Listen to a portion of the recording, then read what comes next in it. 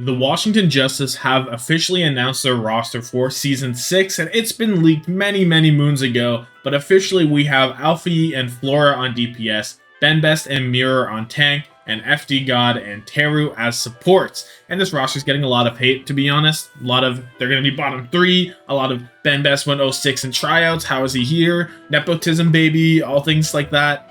I'm here to not completely disperse that because there is some validity there, but to shine a little ray of hope on the Washington Justice, just a little bit, because I am forever a Washington Justice apologist, just because. That's me. However, I'm also a hater, so I will be doing some hating, and because Alfie is on this roster, I get to hate, because Alfie betrayed my trust, and it really hurt me. It really did. So, starting with Alfie. First half of the season, insane. He was Rookie of the Year discussion, top 3. He was better than Zest. He was going crazy.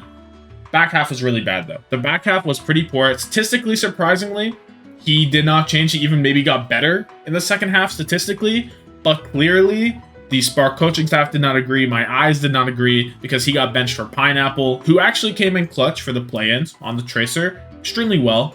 And then they went back to Alfie for Reaper, and he was all right in the playoffs, but then the Spark still didn't like him that much, and they were like, you know what, Pineapple, we'll give you a shot against Toronto, and they almost lost to the Toronto Defiant in the playoffs, which would have been just awful, just horrible if that was the case.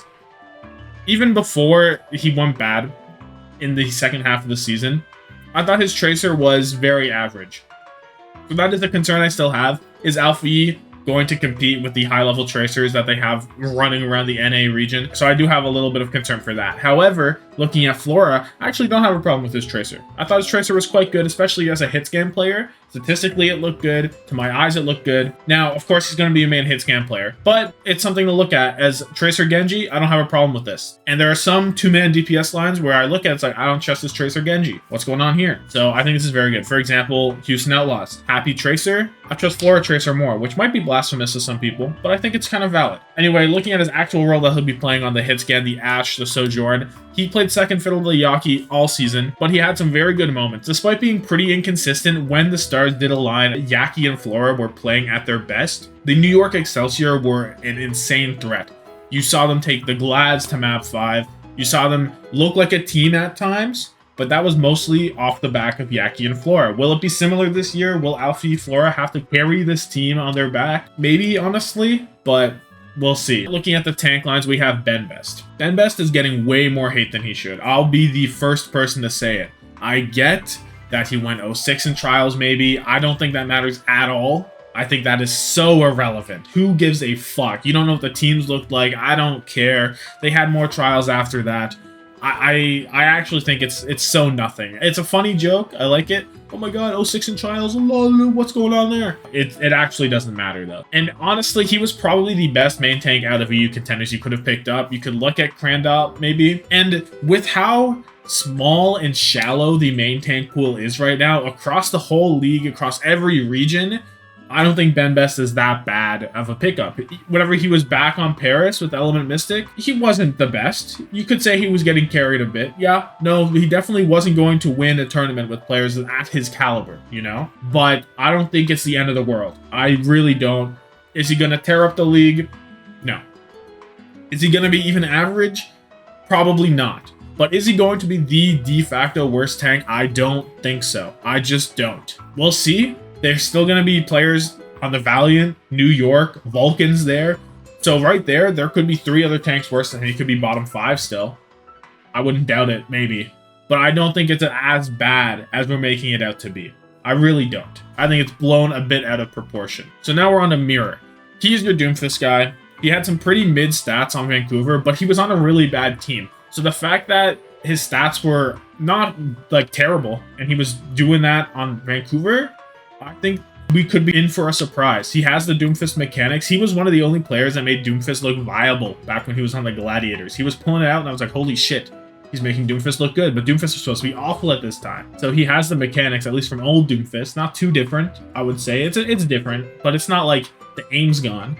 So I'm a little bit excited. And the other thing for Mirror is it's a very different scenario from last season where he was definitely coming in as a DPS player and then he ended up trying out tank for his team because false was not very good. And that's highly more volatile, I guess is the word I'm looking for. Not really, compared to starting the season as a tank position, grinding out tank, going in with the mindset of I'm going to be a tank. I think it will change his performance pretty drastically, and with time to prepare on the Doomfist, we could low-key get a Dante level performance. I'm not going to hype him up that much, but maybe. And then you can also talk about the flexibility he has, where he could maybe fill in for support if they're having a really bad time or something. I think that's not a large part of value, but I think it is something that the coaching staff will keep in the back of their mind for maybe Teru is just awful in this one meta. Maybe the new support comes out, because we're going to get 2 new ones coming up next, and Teru's just awful at it. Maybe Miura steps in, he's like, hold on guys, I got this, and he just fucks up shit on the new character. You never know. Then looking at FD God, this is another player getting a considerable amount of disgruntled appearances. I'm saying words now. So here's the thing with FD God. His playstyle back on Shock just did not work at all. It was not for them. He gets sent back to contenders, and he hones his craft, and now he's back. I don't know how much he's really improved, to be honest. I haven't been keeping him that much, but I wasn't immediately impressed. But here's the thing as with FD God on a team like the Washington Justice. Washington, their expectations are not we're going to compete for a title. That's not where they're at. So FD God, what does he do for this team? Is he going to be the optimal Lucio? Is he even going to be the best Reddit Lucio kind of style? No, I doubt it. But you know what? He will be fun to watch on this team. He'll have some playmaking upside. He might find a meta where it lets him punch up to teams that they otherwise wouldn't be able to. And I kind of like it just for that reason. It's a good pick for marketing because players are still fans of FD God. There are still FD God enjoyers, you know what, that are rising up and they're like, let's go, FD God's here. Power to them. It'll bring some fans to a franchise that really has not had that much support. They've been too hard to support as an actual fan. I think that FD God's a good pickup in that regard. And Teru's kind of similar. He has a fun playstyle on that Kiriko that they could choose to lean into. Is it optimal? No. It maybe even is kind of troll, but it is fun to watch. And again, they could make some upsets from it. You get a Kiriko meta, Teru can just go fuck off, maybe get some picks.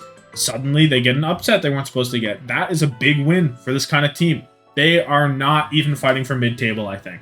Maybe that's where they're like, team, our goal is to be on the upper half. And that's where players like Teru can come in. I think as an actual flex support, not just the Kiriko stuff, I thought he was pretty decent in the Countdown Cup. I thought the Spark weren't missing irony at all. And with his limited sample size, I'm willing to give him a shot. I think these are decent picks, honestly. I don't think it's that bad because we have to think they're not going crazy. In fact, getting Alfie and Flora are probably more than I would have expected this kind of team to get. And getting them as like a baseline for, you know what, these guys will always make plays. There's always potential here. And then getting FD God Teru, who can also make plays and just will be enjoyable to watch. Even if you're a hater, watching FD God feed into the enemy will be enjoyable to watch.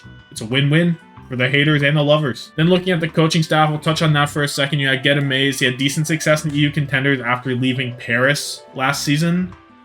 He's very familiar with BenBetter and FD God. You get J-Mac on Paris also. He was with Get Amazed in Season 4 in that season. And he was also there last season, but last season was not very good. And then you get Danny, who was with Atlanta ever since they existed. So overall, this coaching staff, it's nothing crazy, but I'm not immediately concerned by like a Gator, for example, or something like that, or a Changoon where it's like, what the fuck's going on?